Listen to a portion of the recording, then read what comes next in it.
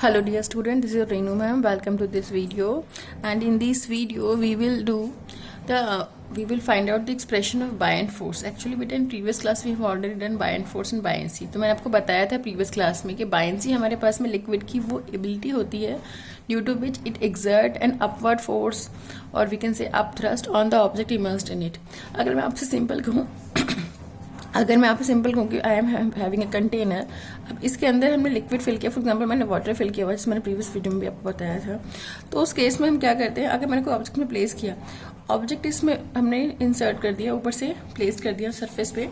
ठीक है। जब आपने सरफेस पे ऑब्जेक्ट को प्लेस किया बेटा जी, तो उस केस में यहाँ पे जो ऑब्जेक्ट है हमारे पास, ये वाला ऑब्जेक्ट, मैं इसी को यहाँ पे बाहर ब्रॉड व्यू में दिखा रही हूँ। तो बेटा weight of the object is acting in vertically downward direction. तो वेट जो होगा बच्चे वो क्या करेगा, वो आपके पास में नीचे की तरफ लगेगा, ठीक है। जबकि जो बाइंड फोर्स होगी वो इसी ऑब्जेक्ट पे ऊपर की तरफ लगेगी, F B, weight M G और बाइंड फोर्स एफ बी जो है वो ऊपर की तरफ लगेगी। मैंने आपको कल भी बताया था बेटे जी, अगर आपके पास में if the weight of the object is greater as compare to buoyant force, अगर weight of the object buoyant force से ज्यादा है तो ऑब्जेक्ट क्या करेगा बेटा, ऑब्जेक्ट सिंक करेगा, उस टाइम डूब जाएगा। अगर weight of the object is equal to buoyant force होता है तो ऑब्जेक्ट जो है वो पार्शली इमर्स्ड होता है। ऑब्जेक्ट जो होगा बेटा वो हमारे पास में यहाँ पे ऑब्जेक्ट पार्शली इमर्स्ड होगा, मतलब कि आधा उसमें जाएगा वाटर में, लिक्विड में, पार्शली इमर्स्ड एंड फ्लोट। ये कब हो रहा है, ये आपके पास में तब हो रहा है जब हमारे पास में हम लेके चल रहे हैं कि भाई जो दोनों बाइंड फोर्स और जो हमारे पास में वेट ऑफ द ऑब्जेक्ट है वो सेम है। और अगर weight of the object less है as compare to buoyant force, तो ऑब्जेक्ट क्या करेगा बेटा, ऑब्जेक्ट उस केस में फ्लोट करता है। तो ये तीनों केस आपको पता होने चाहिए, ठीक है। वेट ज्यादा है, ऑब्वियसली वेट ज्यादा है तो ऑब्जेक्ट क्या करेगा, सिंक करेगा। वेट कम है तो ऑब्जेक्ट फ्लोट करेगा, और वेट इक्वल है बाइंड फोर्स के तो उस केस में ऑब्जेक्ट पार्शियली इमर्स्ड रहेगा लिक्विड के अंदर एंड फिर भी क्या करेगा, फ्लोट करेगा, ठीक है। अब हम इसमें अपरेंट वेट का एक्सप्रेशन निकालते हैं। बेटा जी लेट एम बी द, यहाँ पे मैंने एम के लिए मास ऑफ द ऑब्जेक्ट है ना, एम लिया बेटा मास ऑफ द ऑब्जेक्ट। बेटा डेंसिटी रो ले ली मैंने, डेंसिटी ऑफ फ्लूइड, रो ली डेंसिटी ऑफ फ्लूइड, और सिग्मा ले लिया बेटा जी डेंसिटी ऑफ ऑब्जेक्ट, ठीक है। रो लिया density of fluid and sigma ले लिया डेंसिटी ऑफ ऑब्जेक्ट, ठीक है। बेटा जी हमारे पास हमें पता है क्या होता है, जी होता है एक्सेलरेशन ड्यू टू ग्रेविटी,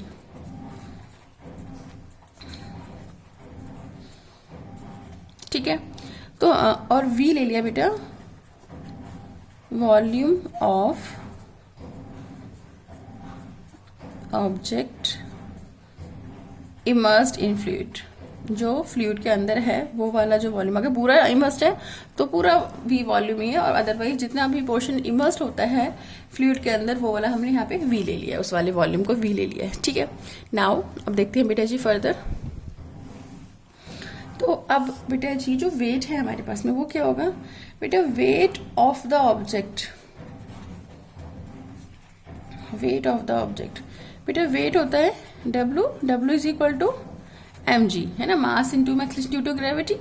अभी जो मास ऑफ द ऑब्जेक्ट है ये क्या होगा बेटा, density is equal to mass upon volume होता है, तो mass of the object is equal to density into में वॉल्यूम, ठीक है। मास क्या है हमने यहाँ पे, डेंसिटी इंटू में वॉल्यूम, ये ले रहे हैं हमने। तो बेटा जी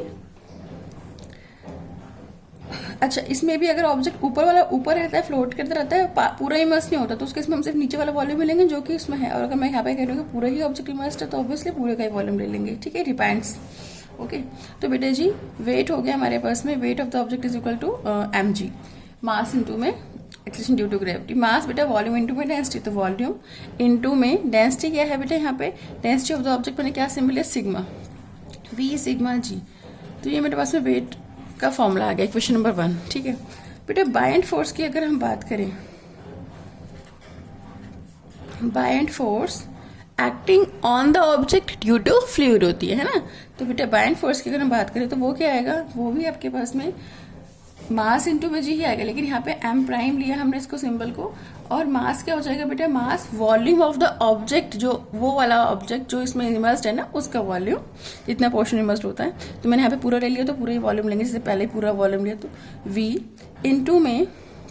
डेंसिटी क्या ली थी बेटा मैंने इसकी फ्लूइड की, देखो यहाँ पे डेंसिटी मैंने ली है यहाँ पे रो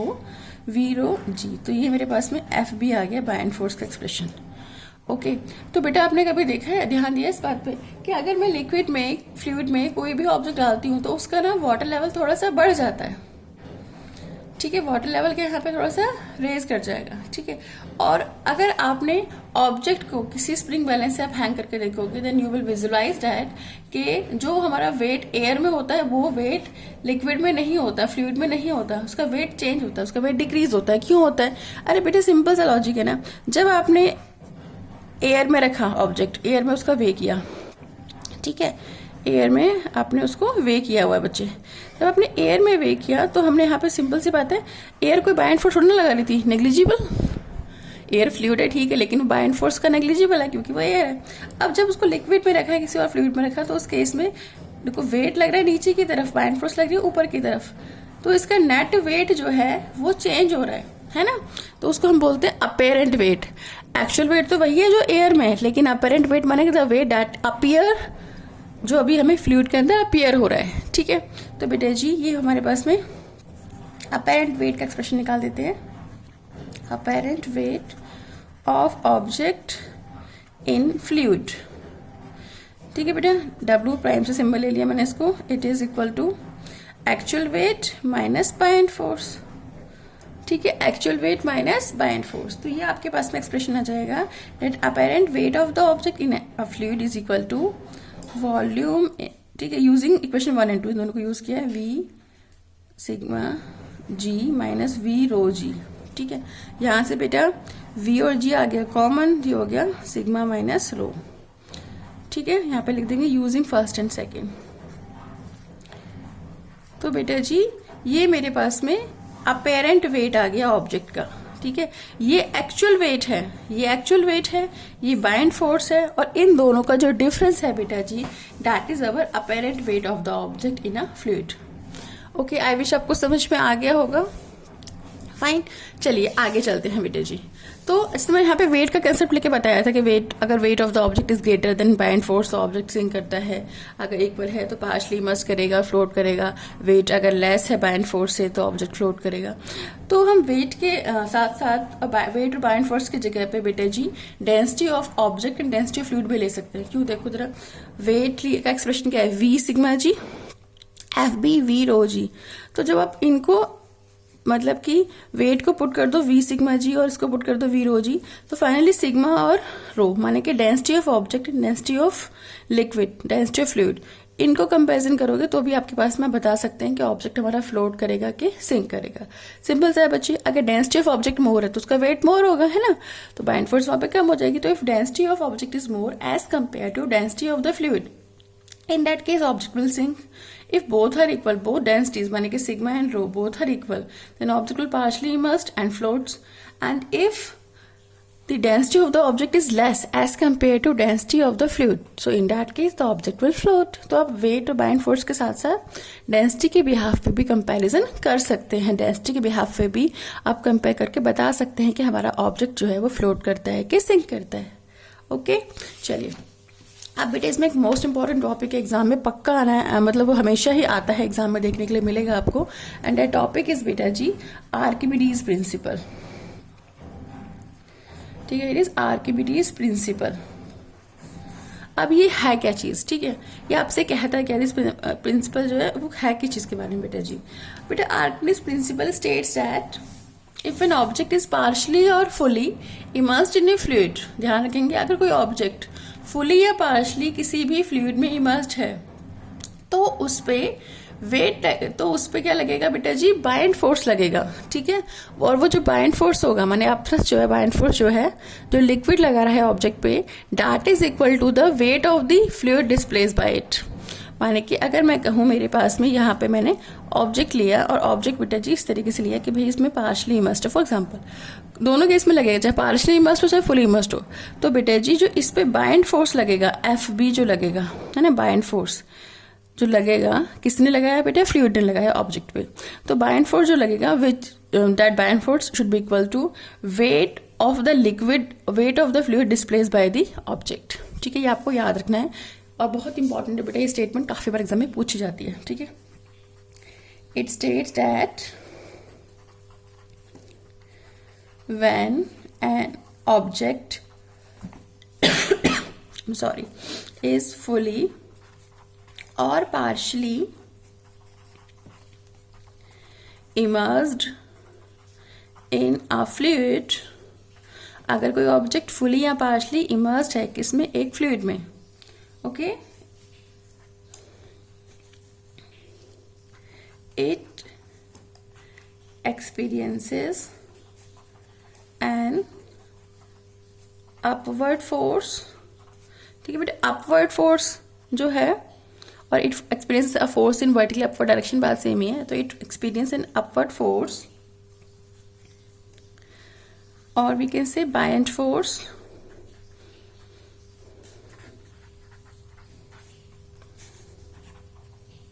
buoyant force due to fluid, okay, in which it is immersed, ठीक है, आप इसको भी मैंने ब्रैकेट में डाला, क्यों, इन विच इट इज इमर्स्ड, तो अंडरस्टूड है वैसे कि जिस ऑब्जेक्ट पे आपके पास में बायंट फोर्स लग रही है वो लिक्विड में इमर्स्ड ही होगा, ठीक है, बट फिर भी मैंने यहाँ पे लिख दिया है, तो when an object is fully और partially immersed in a fluid it experiences an upward force due to fluid which is equal to the weight of the liquid, weight of the fluid, liquid लिख रहे हो तो liquid लिखो, fluid लिख रहे हो तो फ्लूइड लिखो, कोई इशू नहीं है, which is equal to the weight of the fluid displaced by it, okay तो जब भी आप ऑब्जेक्ट को फुली और पार्शली, कोई भी ऑब्जेक्ट इमर्स्ड होता है लिक्विड के अंदर, फ्लूइड के अंदर, ठीक है, फ्लूइड जो है उसमें गैस और लिक्विड दोनों आते हैं, तो हम वर्ड फ्लूइड यूज करते हैं, तो whenever an object is fully और partially immersed in a fluid it experienced a buoyant force which is equal to the weight of the liquid displaced by it, क्योंकि उसने कितना liquid का wait displace किया है उतना ही buoyant force उस पर लग रहा है बेटा जी, ठीक है। अगर मैं इसके यूजेस की या फिर एप्लीकेशन की बात करूँ, ठीक है, पूछते हैं बेटा काफी बार एग्जाम में, अगर मैं इसके यूजेस और एप्लीकेशंस की बात करूं तो बेटा जी the first thing we will say that Archimedes principle, ठीक है, it is used in designing ships and submarines, जो शिप्स एंड सबमरीन्स होते हैं, देखो मैंने आपको कल बताया था ना कि जो हेयर पिन थी वो सिंक कर गई थी बेटा जी, ठीक है, तो हेयर पिन जो मेटल से बनी हुई थी वो सिंक कर गई, ठीक है, आयरन से बनी हुई थी सिंक कर गई, लेकिन शिप जो होता है इतना बड़ा शिप वो आपके पास में फ्लोट करता है, ठीक है, तो क्यों उसमें आपके पास में आर्किमिडीज प्रिंसिपल का कंसेप्ट यूज किया जाता है, शिप्स में सबमरीन्स में हम आर्किमिडीज प्रिंसिपल यूज करके ही उसको फ्लोट कराते हैं बेसिकली, ठीक है, तो बेटा जी here it is used in designing ships and submarines, ठीक है, ये हो गया फर्स्ट पॉइंट। सेकंड बेटा जी इट इज यूज्ड इन लैक्टोमीटर्स, बेटा लैक्टो वर्ड जो है कोई आपने मिल्क से रिलेटेड सुना होगा, it is used in lactometers to determine the purity of sample of milk, ठीक है बेटा, तो मिल्क के सैंपल कितना प्योर है, ठीक है, ऑब्वियसली बेटा प्योर मिल्क की डेंसिटी अलग होती है, उसमें वाटर मिक्स कर दो डेंसिटी चेंज हो जाएगी, तो जो लैक्टोमीटर है वो आपके पास में लैक्टोमीटर्स के अंदर भी आर्किमिडीज प्रिंसिपल ही यूज होता है just to determine the purity of sample of milk, ठीक है, and the third application is it is used in hydrometers, it is used in hydrometers for what? To determine the density of various liquids, ठीक है, तो अलग अलग liquids की density को find out करने के लिए जो डिवाइस बनाया जाता है वो हाइड्रोमीटर होता है, तो हाइड्रोमीटर के अंदर भी हम यहाँ पे आर्किमिडीज प्रिंसिपल को यूज करते हैं, ठीक है बेटा जी, आर्किमिडीज प्रिंसिपल बहुत इंपॉर्टेंट एग्जाम में काफी बार पूछा जाता है आपसे, ठीक है, देन इसके बाद बचता है आपके पास में खाली एक topic that is your relative density, ठीक है, रिलेटिव डेंसिटी सिलेबस में नहीं है, डेंसिटी मैंने आपको ऑलरेडी बता दिया था बेटा जी, फिर भी एक बार थोड़ा सा रिकॉल करा देती हूँ जल्दी से। डेंसिटी क्या होती है बेटा, अभी रिलेटिव डेंसिटी सिलेबस में नहीं लेकिन वैसे तो रहती है, डेंसिटी क्या होता है बच्चे,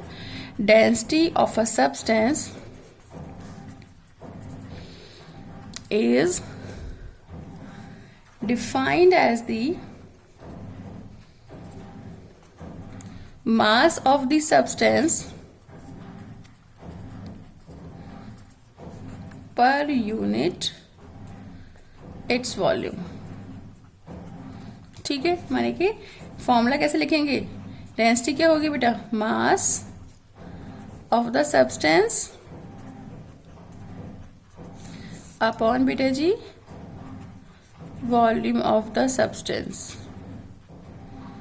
सिंपल की फॉर्म में density is equal to mass upon volume. ठीक है बेटा, यूनिट की बात करें, ऐसा यूनिट की, ऐसा यूनिट ऑफ डेंसिटी केजी पर मीटर क्यूब। ठीक है, केजी पर मीटर क्यूब। क्यों, मास की होती है केजी किलोग्राम, वॉल्यूम की होती है वी की वॉल्यूम है, तो वॉल्यूम का क्या यूनिट होता है, मीटर क्यूब। तो केजी पर मीटर क्यूब हमारे पास डेंसिटी की यूनिट होती है। एंड डेंसिटी जो होता है बेटा वो क्या होता है, स्केलर क्वांटिटी होता है, it is a scalar quantity. Okay अच्छा, ऑब्जेक्ट फ्लोट करता है। अच्छा मैं सपोज कोई आपको कोई डेंसिटी दिए, कोई ऑब्जेक्ट दिया, पूछा गया कि उसकी डेंसिटी ये है और वो हमारा अपने वाटर पर प्लेस किया, फ्लोट करेगा कि सिंक करेगा, पूछ लिया सपोज, तो कैसे करोगे आप। ठीक है, तो कुछ नहीं करना है, थोड़ा सा दिमाग लगाना है बेटा। डेंसिटी ऑफ वाटर जो होता है वो होता है 1000 kg पर मीटर क्यूब, और वी कैन से 1 ग्राम पर सेंटीमीटर क्यूब।